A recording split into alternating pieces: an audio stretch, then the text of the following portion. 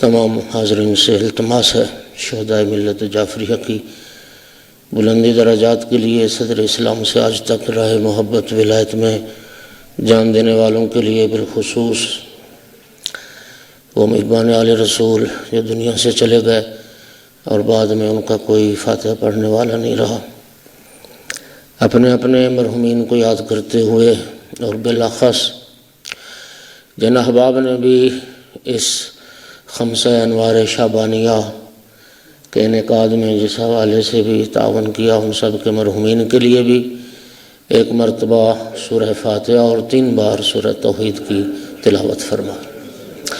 اعوذ باللہ من الشیطان الرجیم، بسم اللہ الرحمن الرحیم، الحمدللہ رب العالمین الرحمن الرحیم مالک یوم الدین، ایاک نعبد و ایاک نستعین، اہدنا الصراط المستقیم صراط الذین انعمت علیہم غیر المغضوب علیہم ولا الضالین۔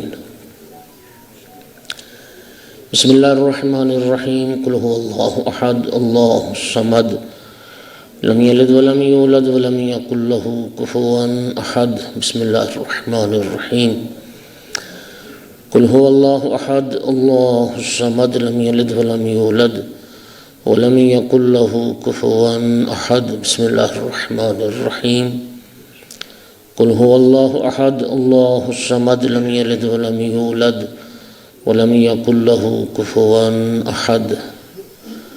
اللہم اغفر للمؤمنین والمؤمنات والمسلمین والمسلمات الاحیاء منہم والاموات، اللہم تابع بیننا وبینہم بالخیرات انک مجیب الدعوات انک علی کل شیء قدیر۔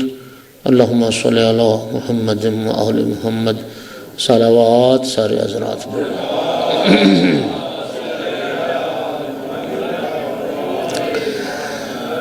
امام صاحب العصر علیہ السلام کے ظہور میں تعجیل کے لیے بھی بلند تر صلوات اللہ صلی۔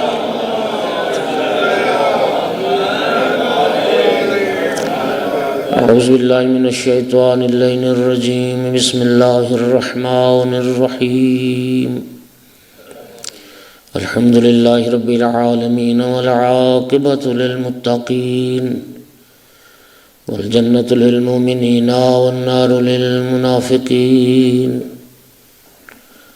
الحمدللہ الذی جعلنا من المتمسکین بولایت علی بن ابی طالب واولادہ المعصومین۔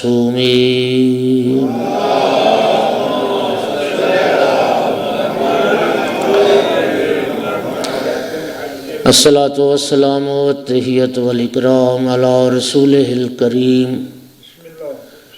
شفیع المذنبین انیس الغریبین رحمۃ للعالمین، عنی العبد المؤید الرسول المسدد المحمود الاحمد المصطفى الامجد ابو القاسم محمد۔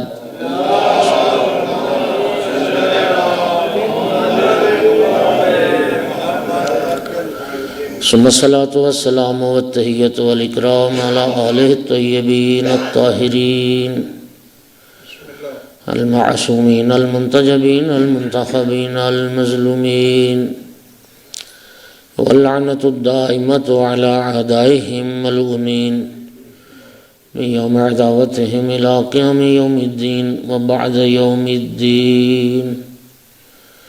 اما بعد فقال سبحانہ وتعالی فی کتابہ المجید، اعوذ باللہ من الشیطان الرجیم، بسم اللہ الرحمن الرحیم، قل لا اسألکم علیہ اجرا الا المودۃ فی القربى، صلوات۔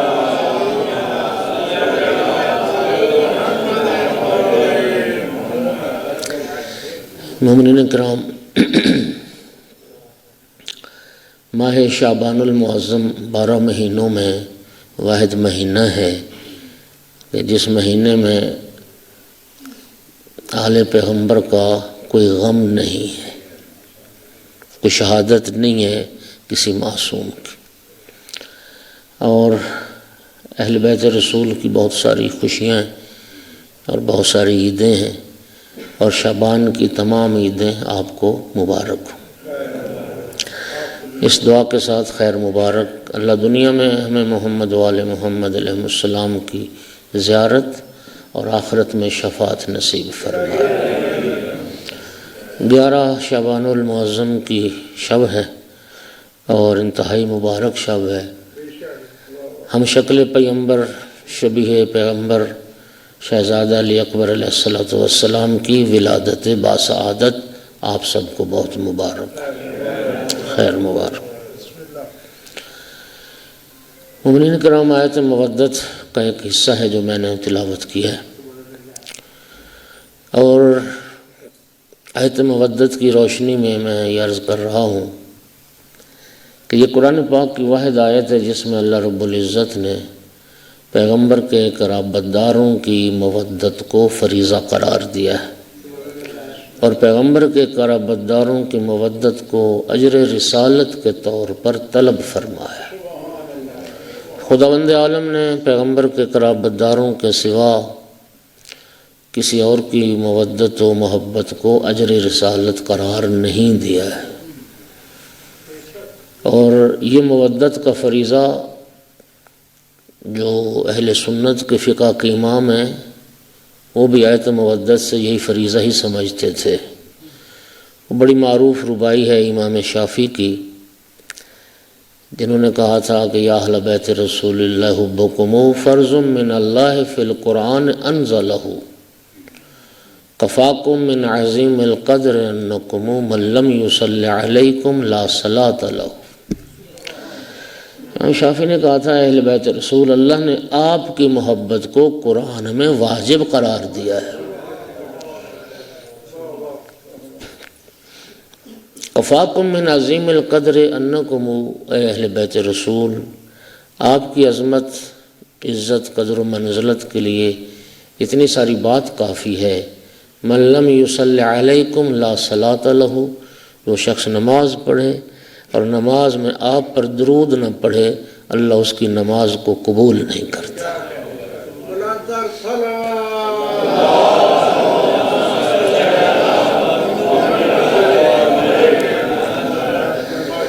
خوش نصیب آپ اہل رسول سے محبت کرتے ہیں، اور اس نعمت خداوندی پر جتنا شکر ادا کیا جائے وہ کم ہے۔ خراسان سے ایک محب آل رسول چلا، مدینے آیا امام محمد باقر علیہ السلام کی خدمت۔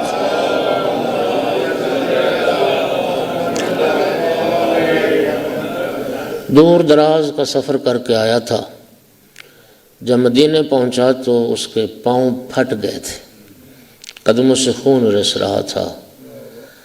عرض کرتا ہے فرزند رسول، میں کسی دنیاوی لالچ کے لیے آپ کے پاس نہیں آیا، مجھے دنیا کی کوئی غرض اور دنیا کا کوئی طمع آپ کے پاس نہیں لایا، صرف آپ اہل بیت رسول کی محبت ہے جو مجھے آپ کے پاس لایا۔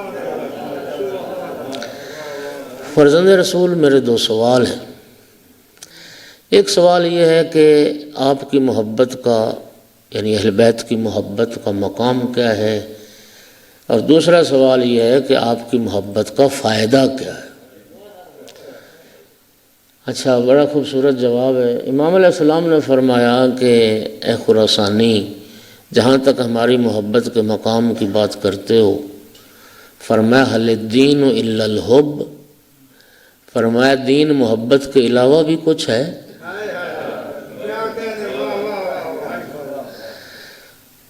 میرے محترم، نبی کریم کا ارشاد ہے لکل شیء اساس و اساس الاسلام حبنا اہل البیت۔ یہ متفق علیہ حدیث ہے۔ سرکار نے فرمایا ہر شے کی کوئی نہ کوئی اساس ہوتی ہے، بنیاد ہوتی ہے۔ دین اسلام کی بنیاد میری اور میرے اہل بیت کی محبت ہے،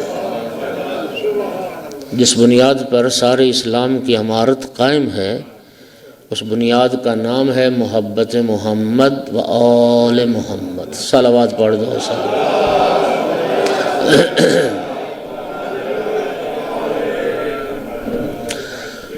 اور فرمایا جہاں تک تیرا یہ سوال ہے کہ ہماری محبت فائدہ کیا دے گی، آقا نے فرمایا واللہ لو احبنا حجر فی حوضہ الدنیا لحشرہ اللہ معنا یوم القیامہ۔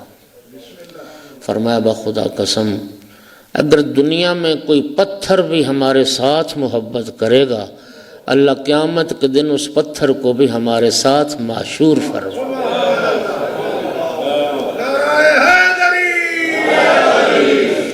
اس پتھر کو اللہ ہمارے ساتھ اٹھائے گا۔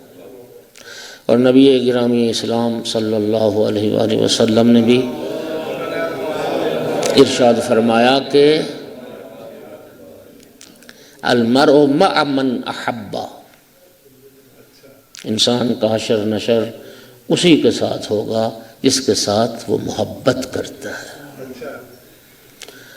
مومنین، تشیع کا امتیاز باقی مکاتب سے یہ ہے، تشیع واحد مکتب ہے جس کی بنیاد ہی محبت اور عشق اہل بیت پر رکھی گئی، جس کی بنیاد ہی محبت اور عشق اہل بیت پر رکھی گئی۔ اور مولا امیر المومنین علی ابن ابی طالب علیہ السلام نے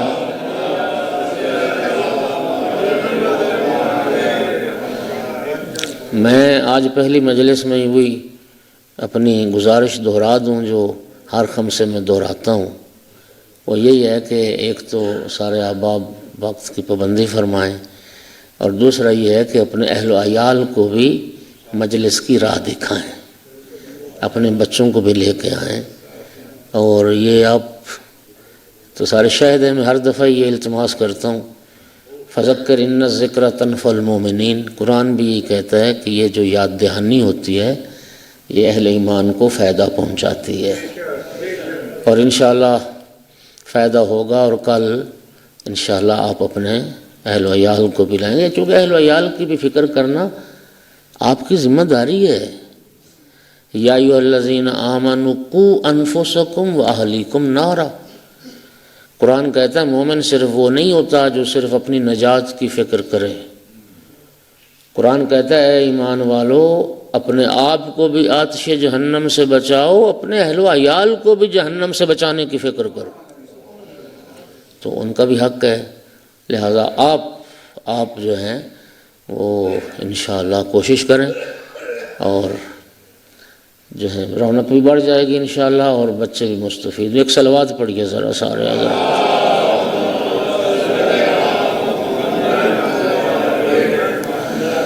چونکہ آگاہ پتہ ہے کیا ہے، سوشل میڈیا کی جو بہرا روی ہے، ہاں جی، اس سے نئی نسل بہت زیادہ متاثر ہو رہی ہے۔ ہر زمانے میں یہ جو شیطانی پروپیگنڈا، منفی پروپیگنڈا، مکتب اہل بیت کے خلاف تبلیغات اور تشیع کے خلاف جو محاذ کھلے ہوئے ہیں، اس زہریلے پروپیگنڈے سے متاثر ہونے سے جو چیز اولاد کو، نسلوں کو بچا سکتی ہے، مجلس امام حسین علیہ السلام۔ لہذا ضروری ہے، ایک صلوات پڑھیے ذرا سارے حضرات۔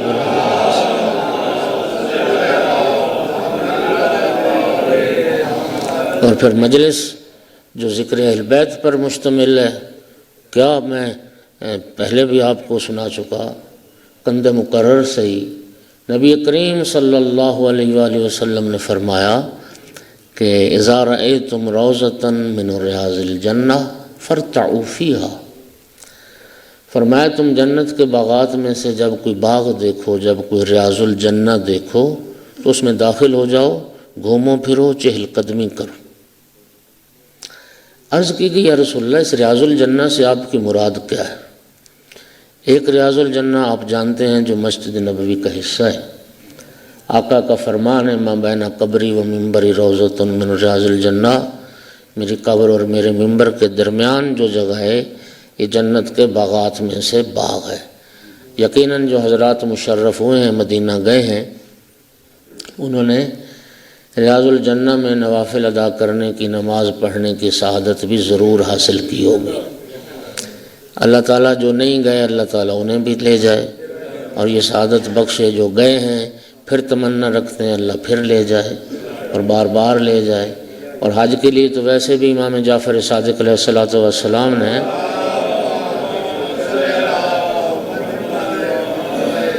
اچھا یہ جو میں روایت جو سنانے لگا ہوں یہ اس فکر کی نفی کرتی ہے۔ ایک فکر پائی جاتی ہے، اس پہ کالم لکھے گئے، اس پہ مضمون آئے، اچھا اس پہ ٹیبل ٹاک ہوا کہ حج تو ایک بار اللہ نے فرض کیا ہے تو بار بار حج پہ کیوں جاتے ہیں، باقی پیسہ کسی اور فلاحی رفاہی کام میں خرچ کیا جائے۔ تو مجھے بتائیے کہ پیغمبر کو، اہل پیغمبر کو یہ پتہ نہیں ہے کہ حج ایک ہی بار فرض ہے؟ تو ہمارے ائمہ میں سے ایسے ائمہ موجود ہیں، کسی نے 25 حج کیے، کسی نے 20 حج کیے۔ چھٹے امام کا ارشاد یہ ہے کہ ہمارے شیعوں کو چاہیے ایک حج کر کے لوٹیں تو دوسرے حج کی تیاری شروع کر دیں۔ اچھا ایک حدیث میں یہ بھی ہے کہ جو بندہ مومن حج کے لیے جائے،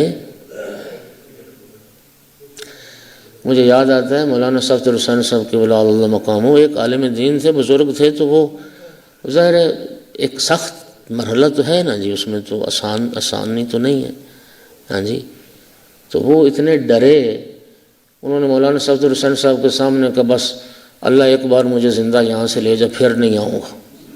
مولانا صفدر حسین صاحب کے بلا اتنے ناراض ہوئے کہ یہ تو انہیں بہت غلط بات کی اور کفارہ دو اس بات کو، چونکہ آقا فرماتے ہیں حدیث مبارک یہ ہے کہ جو بندہ حج کر کے آئے اور دوبارہ حج کے لیے دعا کر کے نہ آئے، اس کی زندگی کوتاہ ہو جاتی ہے۔ ہاں جی، تو یہ تمنا ہے، رہنی چاہیے انشاءاللہ۔ تو ایک بات لمبی ہو گئی، ایک تو ریاض الجنہ مدینہ مسجد نبوی کا حصہ ہے۔ جب آقا نے یہ فرمایا نا تم جب بھی کوئی ریاض الجنہ دیکھو، جنت کا باغ، تو اس میں داخل ہو جاؤ، گھومو پھرو، چہل قدمی کرو۔ عرض کی کہ یا رسول اللہ اس ریاض الجنہ سے آپ کی مراد کیا ہے؟ آقا نے فرمایا جس مجلس میں اللہ کا ذکر ہو، جس مجلس میں میرا ذکر ہو، جس مجلس میں میرے بھائی علی کا ذکر ہو، اور جس مجلس میں میری اہل بیت کا ذکر ہو، وہ مجلس بھی جنت کے باغات میں سے ایک باغ ہے۔ لہذا مجلس کے لیے وقت ضرور نکالا کریں۔ اللہ آپ کو سلامتی دے۔ ایک صلوات سارے بلند آواز سے۔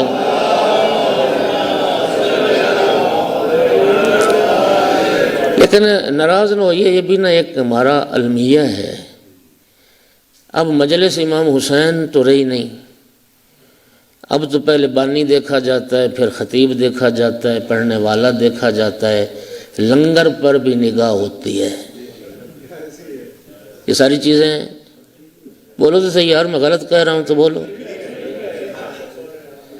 اگر امام حسین علیہ السلام کی مجلس رہتی تو پھر اس میں بلا تفریق ان چیزوں کو دیکھے بغیر، ہاں جی، کہ عالم دین پڑھنے والا کون ہے کون نہیں ہے، بانی مجلس کون ہے کون نہیں ہے، لنگر ہوگا نہیں ہوگا، تو ان ساری چیزوں سے قطع نظر کر کے بے ریا ہو کے خلوص کے ساتھ مجلس میں آنا چاہیے، اور اپنے خلوص کو فوت نہ ہونے دو۔ صلوات پڑھو سارے حضرات۔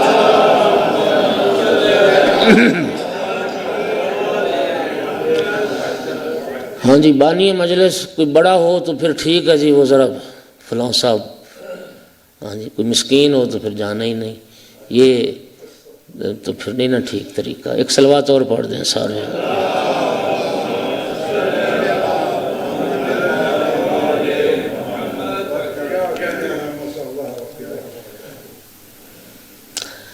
میں گزارش یہ کر رہا تھا کہ ان مجالس کو غنیمت جانو۔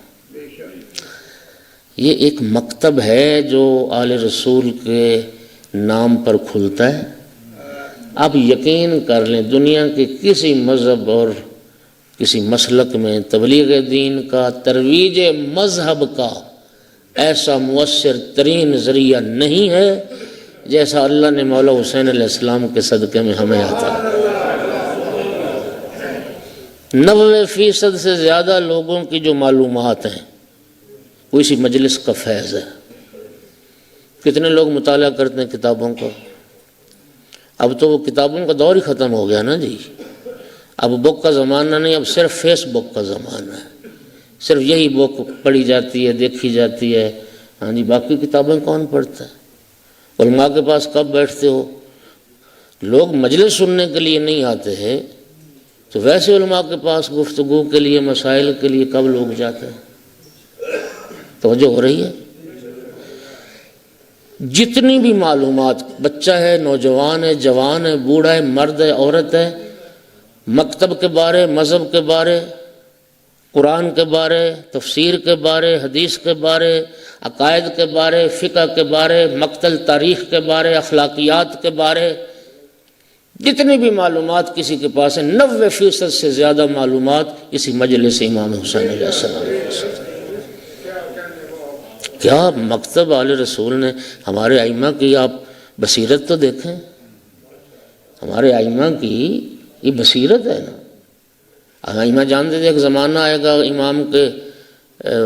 امام وقت کے تک رسائی ممکن نہیں ہوگی، غیبت کا زمانہ ہوگا، تو کیسے گزاریں گے لوگ؟ اور امام تک آپ کیا سمجھتے ہیں؟ جب امام ظاہر تھے تو سارے شیعہ امام کے پاس جاتے تھے؟ بولو۔ اچھا، اب ائمہ کے مزارات پر زیارت کے لیے سارے شیعہ جاتے ہیں؟ جیسے اب ہے اسی طرح ائمہ کی زندگی میں بھی اسی طرح تھا۔ بہت خوش نصیب، کم خوش نصیب ہوتے تھے جو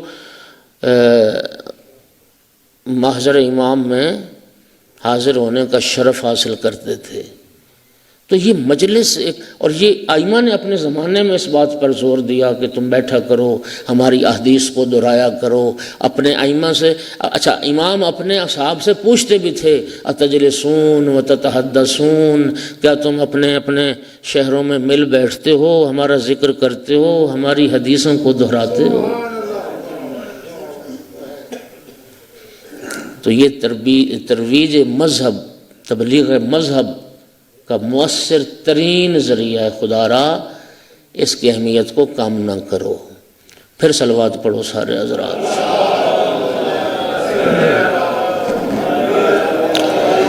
تو دوستو، محبت اہل بیت علیہ السلام بڑا قیمتی گوہر ہے۔ مولا امیر المومنین علی ابن ابی طالب علیہ السلام ارشاد فرماتے ہیں کہ ان احسن الحسنات حبنا واسوأ السیئات بغضنا، دنیا کائنات کی ہر نیکی سے بڑھ کر کوئی نیکی ہے تو ہم اہل بیت کی محبت، اور دنیا کائنات کے ہر گناہ سے بڑھ کر اگر کوئی گناہ ہے تو اہل بیت رسول سے دشمنی کرنا اور آل رسول سے بغض رکھنا ہے۔ میں بلکہ اس سے بڑھ کے ایک جملہ کہوں، محبت آل رسول وہ نیکی ہے جو نیکی کو بھی نیکی بناتی ہے۔ دنیا جن کو نیکیاں سمجھتی ہے، خدا کی قسم وہ نیکیاں بھی گناہ بن جائیں اگر آل رسول کی محبت میں ہو، وہ نیکیاں بھی گناہ بن جائیں۔ یہ جو نبی کریم نے فرمایا تھا حضرت نوح جتنی زندگی ہو، یہ معتبر حدیث ہے۔ 2500 سال دن کو روزہ رکھے، رات کو نمازیں پڑھے، احد پہاڑ جتنا سونا اللہ کی راہ میں خیرات کرتے، صفا و مروہ کے درمیان سعی کرتا ہوا مظلومیت کی موت مارا جائے۔ رسول اللہ نے فرمایا وَإِن لَّمْ يُعَالِكَ يَا عَلِي لَمْ يَشُمَّ رَائِحَةَ الْجَنَّةِ، یا علی اگر تیری ولایت کا عقیدہ نہیں رکھتا جنت کی خوشبو بھی نہیں سکتا۔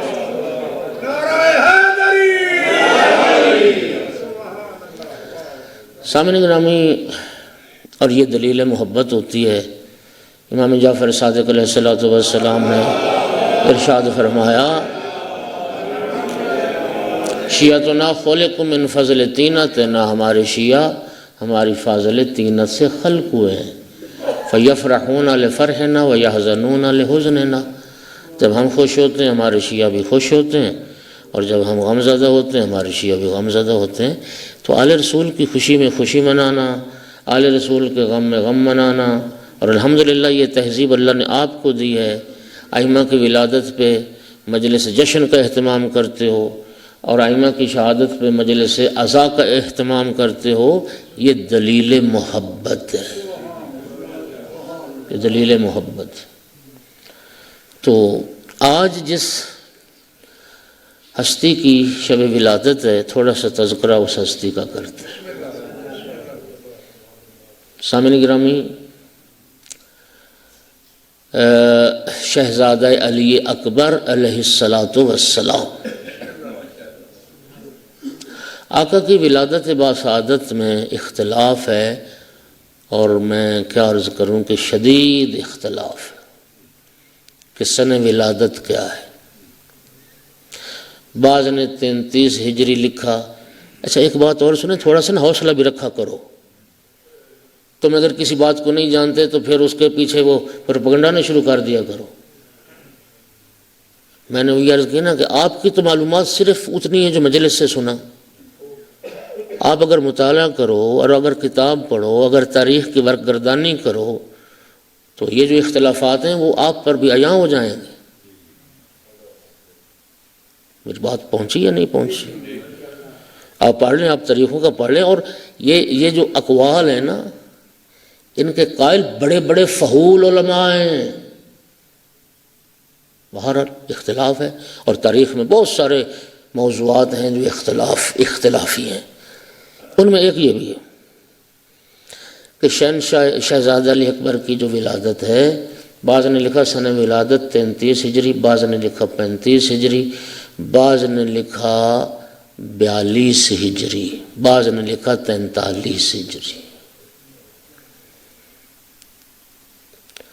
اچھا، چونکہ تاریخ ولادت میں اختلاف ہے، اس لیے شہزادے کی کربلا میں عمر کتنی تھی اس میں بھی اختلاف آ گیا۔ بات سمجھ آئی نا؟ چونکہ ولادت کی تاریخوں میں اختلاف ہے، اس لیے پھر کربلا میں عمر مبارک کتنی تھی اس میں بھی اختلاف ہے۔ البتہ بہت سارے علماء نے مختلف قرائن سے اس قول کو ترجیح دی ہے۔ سمجھیے جو لفظ میں استعمال کر رہا ہوں، ترجیح دی ہے کہ شہزادہ علی اکبر علیہ السلام کی عمر مبارک کربلا میں 18 سال ہے۔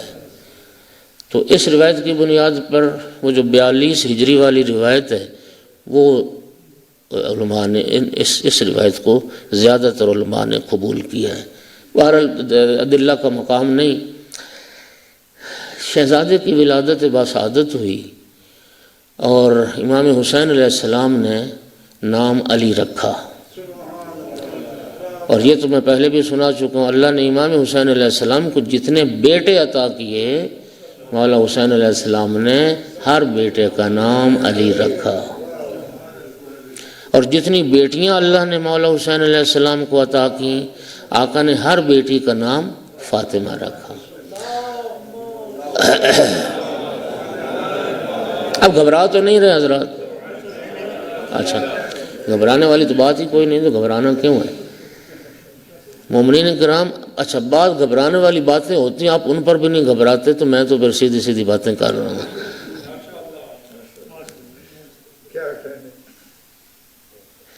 امام حسین علیہ السلام کا ارشاد گرامی ہے، اگر اللہ مجھے 100 بیٹا عطا کرتا، میں پھر بھی ہر بیٹے کا نام علی رکھتا۔ علی رکھتا۔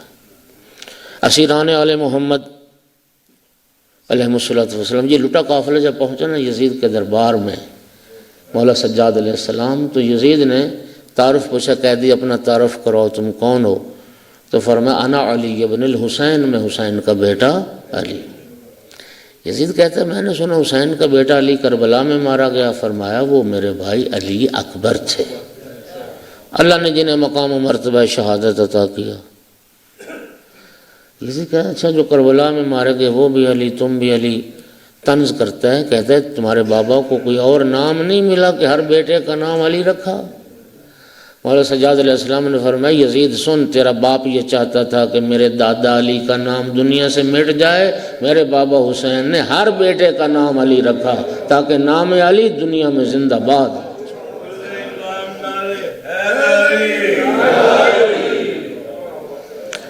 اب آپ اندازہ کر سکتے ہیں کہ امام حسین علیہ السلام کو اپنے والد بزرگوار سے اور اپنی سیدہ طاہرہ ماں سے کتنا عشق تھا اور کتنی محبت تھی۔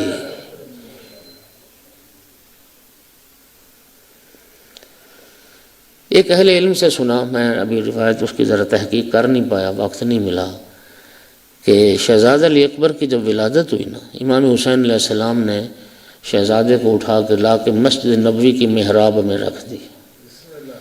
میرا اللہ، میں اس بیٹے کو تیری راہ میں وقف کرتا ہوں. اس وقت جناب زینب کبریٰ صلوات اللہ علیہ آگے بڑھیں اور محراب مسجد پیغمبر سے اس بیٹے کو اٹھایا.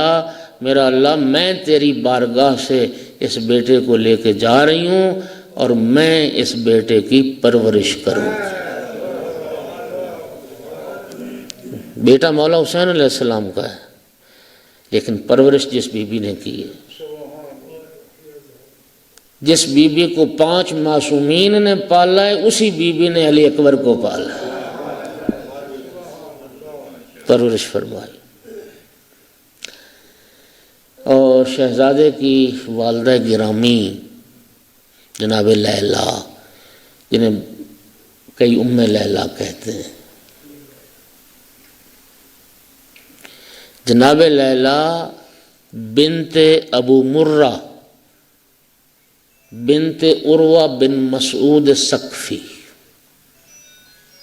عروہ بن مسعود ثقفی کہ طائف کے رہنے والے تھے اور سردار تھے. سردار اس زمانہ جاہلیت میں سردار تھے عروہ بن مسعود ثقفی. اور یہ وہ شخصیت تھی، قرآن پاک میں ایک آیت ہے، کفار اور مشرکین نے اس بات کا تو انکار کر دیا، قرآن کا انکار کر دیا، اور کہتے کیا تھے کہ سرکار دو عالم پر قرآن آیا تو اس کا انکار کیا. کہتے تھے کہ لو انزل هذا القرآن لو نزل هذا القرآن على رجل من القريتين عظيم لولا انزل هذا القرآن على رجل من القريتين عظيم. کہتے تھے کہ اللہ نے اگر یہ نازل کرنا تھا تو 2 قریے مکہ اور طائف، ان 2 قریوں کے اس عظیم مرد پر کیوں نازل نہ کیا گیا؟ اور وہ عروہ بن مسعود ثقفی. کہتے ہیں اللہ کا کلام تھا تو اللہ کو تو عروہ بن مسعود ثقفی پر یہ قرآن نازل کرنا چاہیے تھا، یہ محمد مصطفیٰ پر کیسے نازل ہو؟ جناب عروہ بن مسعود ثقفی وہ شخصیت ہیں کہ جب صلح حدیبیہ ہوئی تھی تو صلح حدیبیہ میں اس مصالحت میں وہ شرائط نامہ لے کے آنے والے تھے، وہ جناب عروہ بن مسعود ثقفی تھے. اور ان کی عظمت یہ ہے کہ جب یہ اسلام لائے، بعض نے لکھا ہے 9 ہجری میں، بعض نے 8 ہجری میں، جب یہ اسلام لائے طائف سے، سردار تھے قبیلے کے، نبی کریم نے پھر عروہ کو بشارت دی. فرمایا شب معراج میں نے جب انبیاء سے ملاقات کی، فرمایا عروہ میرے بھائی عیسیٰ علیہ السلام کی شبیہ ہے. جناب عروہ عیسیٰ علیہ السلام کے ہم شکل تھے، عیسیٰ علیہ السلام کے شباہت رکھتے تھے. جناب عروہ بن مسعود ثقفی کو اللہ نے 2 بیٹے دیے، ایک کی کنیت ابو مرہ، ایک کی کنیت ابو عبیدہ. ابو مرہ سے بیٹی پیدا ہوئی جناب میمونہ. معذرت چاہتا ہوں، ابو مرہ کی بیٹی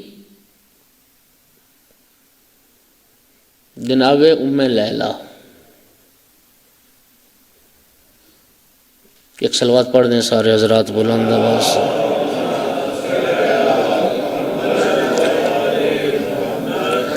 اور ابو عبیدہ ثقفی ان کا بیٹا مختار ثقفی. جناب مختار اور جناب لیلا یہ چچا زاد ہو گئے. اچھا، جناب لیلا کی جو ماں ہیں، ماں، ان کا نام ہے میمونہ. ذرا سنیے، ہمارے بہت سارے مورخین نے لکھا، یہ بھی اختلافی بات آ گئی، میں اشارہ کروں گا. دیکھیے تحقیق ایک الگ وادی ہے، اس کے لیے بڑی محنت چاہیے. بہت سارے نے لکھا، ہماروں نے بھی لکھا کہ میمونہ بیٹی ہے ابو سفیان کی۔ سنیے گا بات، ابو سفیان کو بعض نے لکھا کہ بیٹا ہے حرب کا، بعض نے اس کی نفی کی۔ بہت ساروں نے یہی لکھا کہ معاویہ کا باپ جو ابو سفیان ہے، معاویہ کی بہن ہے میمونہ، لیکن بعض نے کہا نہیں، نبی کریم کے چچا تھے حارث، ان کا بیٹا ہے ابو سفیان، جو بہنوئی تھے مولا علی علیہ السلام کے۔ مولا علی علیہ السلام کی ایک بہن تھی جن کا نام تھا جمامہ۔ وہ لکھتے ہیں کہ جناب میمونہ جو تھیں یہ معاویہ کی بہن نہیں، اس ابو سفیان کی بیٹی نہیں، ابو سفیان ابن حارث ابن عبد المطلب، جناب حارث جو رسول اللہ کے چچا ہیں ان کے بیٹے تھے ابو سفیان، یہ ان کی بیٹی ہے۔ صلوات پڑھ دو سارے حضرات بلند۔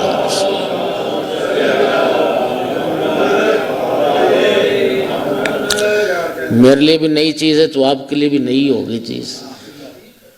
محققین مرد نہیں، او بھائی یہ جو تاریخیں ہیں نا یہ لکھوائی گئی ہیں، ہاں جی، یہ آل رسول میں گھسنے کی کوشش کی گئی ہے اور شجرے بنائے گئے اور حکمرانوں کو خوش کرنے کے لیے تاریخ کی شکل و صورت مسخ کی گئی ہے۔ بات سمجھ آ رہی ہے؟ تو جناب لیلا گویا یہ بھی ہاشمی ہی خاندان ہے اور رسول اللہ کے چچا کی اولاد میں سے ہیں۔ مولا علی علیہ السلام کی ہمشیرہ ہیں، ہاں جی، جن کی یہ بیٹی ہے، بیٹی کی بیٹی۔ شہزادہ علی اکبر علیہ السلام کی ولادت بسعادت ہوئی، اور دوستو اس آقا زادے کی عظمت کے لیے یہ ایک لفظ کافی ہے کہ یہ شبیہ رسول ہیں اور ہم شکل پیغمبر۔ آل محمد کے گھرانے میں ہیں ہستیاں جو رسول اللہ کی شبیہ تھے۔ جناب حسنین کریمین علیہ السلام کے لیے روایت ہے اپنے نانا کی تصویر تھے۔ اچھا، بعض ہستیاں بعض جہات میں رسول اللہ کے مشابہ تھیں، مثلا جناب فاطمہ الزہرا صلوات اللہ علیہا، یہ اپنے بابا کی دو جہات میں شبیہ تھیں۔ ایک تو مشیتہا کا مشیت رسول اللہ، بی بی پاک صلوات اللہ علیہا کے چلنے کا انداز رسول اللہ جیسا تھا، جس طرح پیغمبر اکرم چلتے تھے سیدہ طاہرہ صلوات اللہ علیہ ویسے ہی چلتی تھیں۔ اور دوسری بی بی پاک کے گفتگو کرنے کا اور بولنے کا انداز رسول اللہ جیسا تھا۔ ام المومنین حضرت عائشہ سے بھی روایت ہے، ما رأیت احدا اشبہ الناس برسول اللہ کلاما و حدیثا من فاطمہ الزہرا، بی بی کہتی ہیں میں نے گفتگو کرنے میں اور بولنے میں سیدہ طاہرہ سے بڑھ کر کسی کو رسول اللہ کے مشابہ نہیں پایا۔ تو بی بی پاک دو جہات میں۔ اچھا، اسی طرح امام محمد باقر علیہ السلام ائمہ میں وہ امام ہیں جو رسول اللہ کی شبیہ تھے۔ جب نبی کریم نے جناب جابر کو سلام پہنچائے تھے کہ جابر اللہ تجھے لمبی زندگی دے گا اور تجھے اس وقت تک موت نہیں آئے گی جب تک تو میرے 5ویں جانشین کی زیارت نہ کر لے، اور جب میرے بیٹے محمد باقر سے ملنا اسمہ اسمی و کنیتہ کنیتی، معذرت اسمہ اسمی وہ میرا ہم نام ہوگا، اور میرے بیٹے سے جب ملنا یبکر العلم بکرا، وہ علوم کو شگافتہ کرنے والا ہوگا، ملاقات کرنا تو میرے سلام میرے بیٹے کو پہنچا۔ یہ ہے خصوصیت امام باقر علیہ السلام کی کہ جنہیں رسول اللہ نے سلام بھیجوائے۔ تو جناب جابر اکثر در اہل بیت پر آتے رہتے تھے۔ ایک دن بیت الشرف سے ایک بچہ برآمد ہوا۔ جابر کی نگاہیں بچے کے چلنے کے انداز پر مرکوز ہو گئی۔ وہ بچہ آگے آیا، عرض کی کہ اے بیٹا مجھے نا تھوڑا سا واپس چل کے بھی دکھاؤ۔ بچے نے واپس چلنا شروع کیا۔ جابر کہتا ہے خدا کی قسم یہی تو انداز تھا رسول اللہ کے چلنے کا۔ امام سجاد علیہ السلام نے فرمایا بیٹا اپنے نانا کے صحابی کی پیشانی پر بوسہ دو۔ امام محمد باقر علیہ السلام بوسہ کے لیے بڑھے، جناب جابر قدموں پر بوسہ کے لیے بڑھے، امام نے قدم پیچھے ہٹا لی، تم میرے جد کے صحابی ہو، اور ساتھ جملہ فرمایا کہ میرے نانا کے سلام نہیں پہنچاؤ گے تو جابر نے عرض کی فرزند رسول میں تو زندہ اسی دن کے لیے ہوں، آپ کے جد رسول اللہ نے آپ کو سلام پہنچایا تھا۔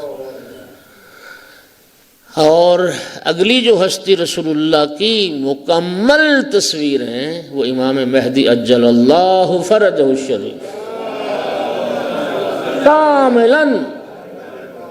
کاملاً اور من جمیع الجہات رسول اللہ کی تصویر امام صاحب العصر عجل اللہ فرجہ الشریف۔ نبی کریم نے فرمایا کہ اسمہ اسمی و کنیتہ کنیتی و شمائلہ شمائلی۔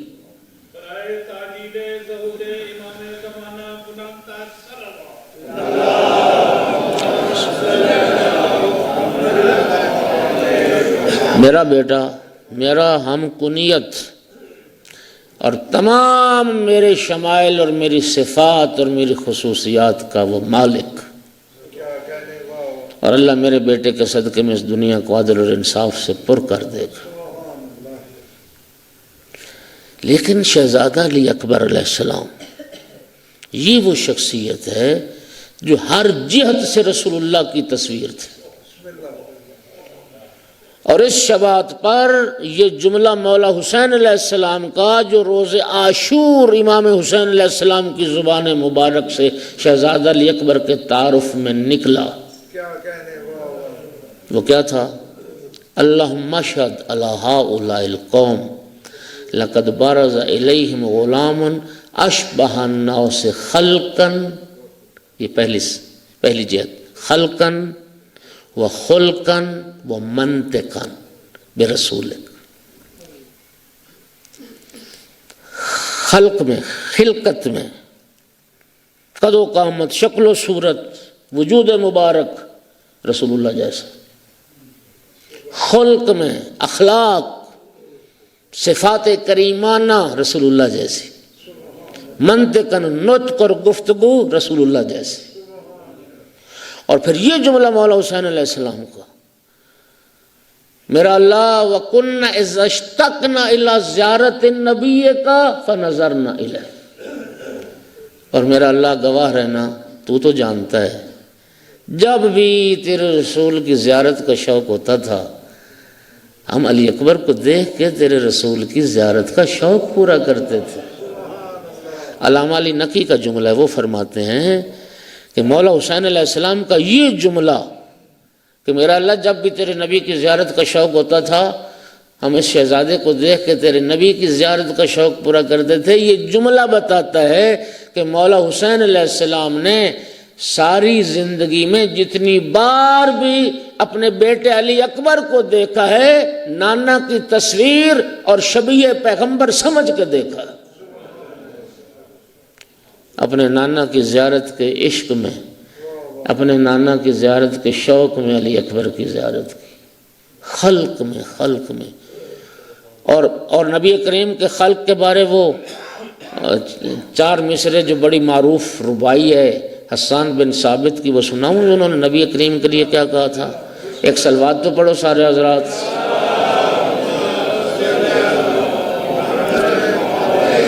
جناب حسان نے بارگاہ رسالت میں عرض کی تھی، احسن من کا لم تر قط عینی، اجمل من کا لم تلد النساء، خلقت مبرئا من کل عیب کأنک قد خلقت کما تشاء۔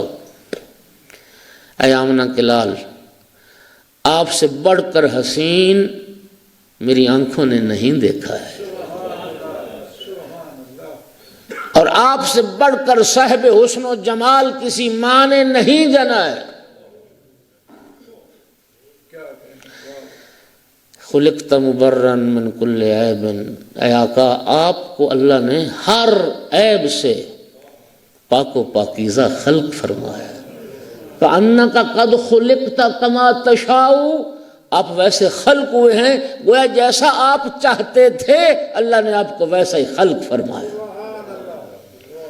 جو ہستی حسن و جمال کی مالک تھی اسی کی مکمل تصویر تھے شہزادہ علی اکبر۔ اگر رسول اللہ کے زمانے میں رسول اللہ سے بڑھ کر کوئی صاحب حسن و جمال نہیں تو ماننا پڑے گا پھر شہزادہ علی اکبر کے زمانے میں ان سے بڑھ کر کوئی صاحب حسن و جمال۔ مولا علی علیہ السلام کے 18 بیٹے، مولا عباس علیہ السلام حیدر کرار علیہ السلام کی تصویر تھے۔ ثانی حیدر کرار مولا عباس علیہ السلام، اور سیرت نگاروں نے بھی لکھا، مورخین نے بھی لکھا، چچا بھتیجا دونوں جب چلتے تھے مدینے میں بازاروں میں گلیوں میں، یقین کیجیے روایتیں کہتی ہیں لوگ گھروں سے باہر نکل کر اور لوگ گھروں کی چھتوں پر چڑھ کر وقت کے محمد اور وقت کے علی کا دیدار کرتے تھے۔ صلوات پڑھ دو محمد والے محمد کی ذات۔ یہ شہزادہ علی اکبر کا خلق ہے، خلقت۔ اور دوسرا خلق بھی رسول اللہ والا۔ کتنے عظیم اخلاق کے مالک ہوں گے شہزادہ علی اکبر، جو رسول اللہ کے اخلاق کے مالک تھے۔ اور رسول اللہ کا اخلاق کیا تھا؟ اللہ فرماتا انک لعلی خلق عظیم۔ اللہ اکبر، محبوب آپ خلق عظیم کے مرتبے پر فاز، عظیم اخلاق کے مالک۔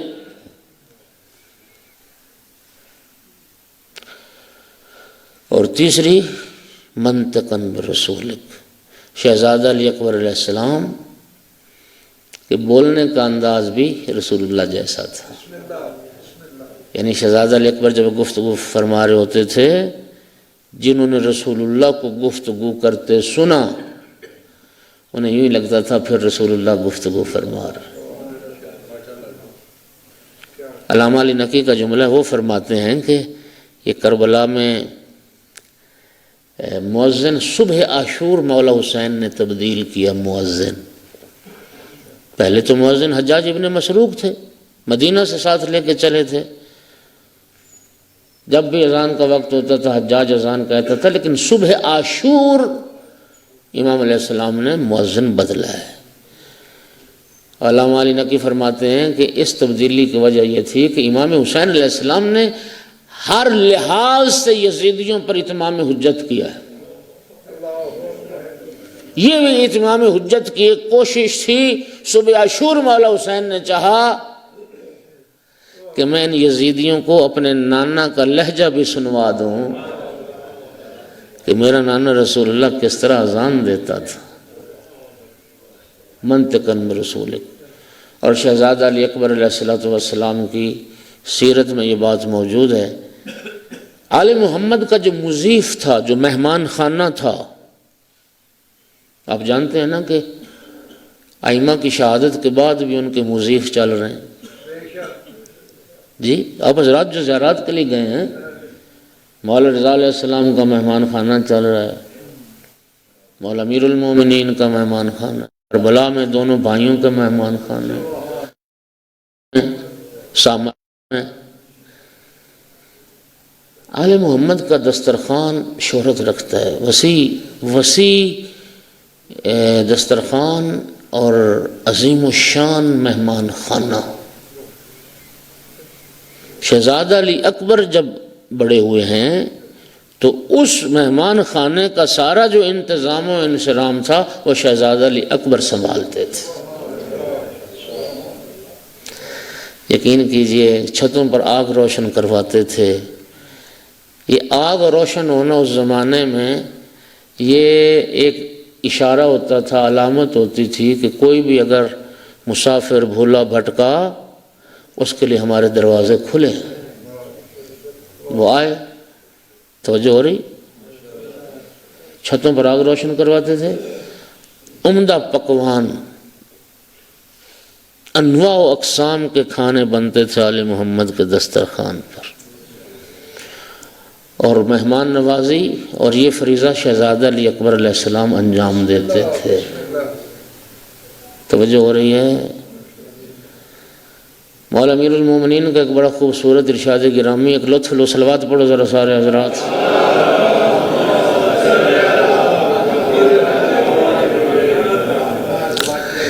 یہ مہمان نوازی نا بڑا پسندیدہ امر ہے شریعت میں، اور گھاٹے کا سودا نہیں ہے۔ الضیف ینزل برزق ویرتحل بذنوب اہل البیت، رسول اللہ فرماتے ہیں مہمان جب آتا ہے اپنا رزق ساتھ لے کے آتا ہے، لیکن جب جاتا ہے تو گھر والوں کے گناہوں کی لے جاتا ہے، سارے ان کی دکھ بیماریاں تکلیفیں۔ تو بتائیے گھاٹے کا سودا ہے؟ مولا امیر المومنین غرر الحکم میں مولا امیر المومنین فرماتے ہیں لذت اللعام فی الطعام و لذت الکرام فی الاطعام۔ لعیم گھٹیا لوگ کھا کے خوش ہوتے ہیں، کریم کھلا کے خوش ہوتے ہیں۔ شہزادہ علی اکبر کریم ابن کریم ابن کریم ابن کریم، کھلا کے خوش ہوتے تھے۔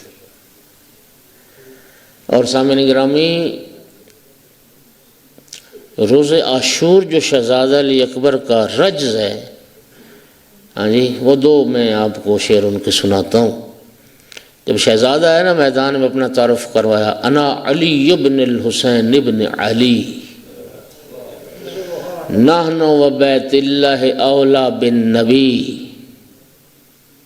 اضربکم بالسیف حتی یلتوی، اطعنکم بالرمح حتی ینسنی، ضرب غلام من علوی ہاشمی، تاللہ لا یحکم فینا ابن الدعی۔ میں حسین ابن علی کا بیٹا علی ہوں، اور فرمایا سنو خدا کی قسم، خدا کی قسم، پیغمبر کے رسول اللہ کے لفظ ہے بیت اللہ، ہمیں اللہ کے گھر کی قسم، رسول اللہ کے سب سے زیادہ قرابت دار ہم ہیں۔ اور فرمایا واللہ لا یحکم فینا ابن الدعی، یہ حرامزادے کا بیٹا ہمارا حاکم نہیں ہو سکتا۔ اضربکم بالسیف حتی یلتوی، آج میں وہ جنگ دکھاؤں گا کہ تلوار ٹیڑھی ہو جائے گی، وَأَطْعَنُكُمْ بِالرُّمْحِ حَتَّى يَنْسَنِي، اور یہاں تک نیزہ چلاؤں گا کہ نیزہ ٹوٹ جائے۔ ضرب غلام من علوی ہاشمی، آج میں یزیدیوں تمہیں دکھاؤں گا حیدر کرار کی ضرب کیا ہوتی ہے اور ایک ہاشمی جوان کی ضرب کیا ہوتی ہے۔ صلوات پڑھ دو محمد و آل محمد کو۔